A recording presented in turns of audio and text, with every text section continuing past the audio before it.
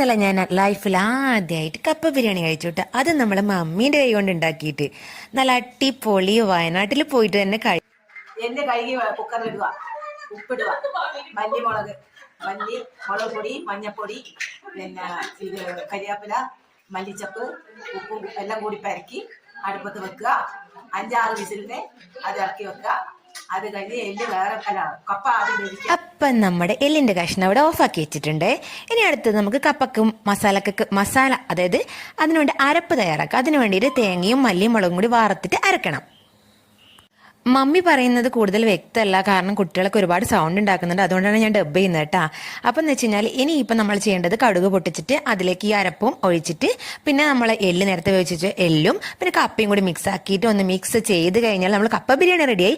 അപ്പം നമ്മുടെ മമ്മീന്റെ കൈ കൊണ്ട് ഉണ്ടാക്കിയ കപ്പ ബിരിയാണി ഇഷ്ടപ്പെട്ടാൽ ഞങ്ങളെ ചാനൽ സബ്സ്ക്രൈബ് ചെയ്യാൻ മറക്കാൻ പാടില്ല കേട്ടോ.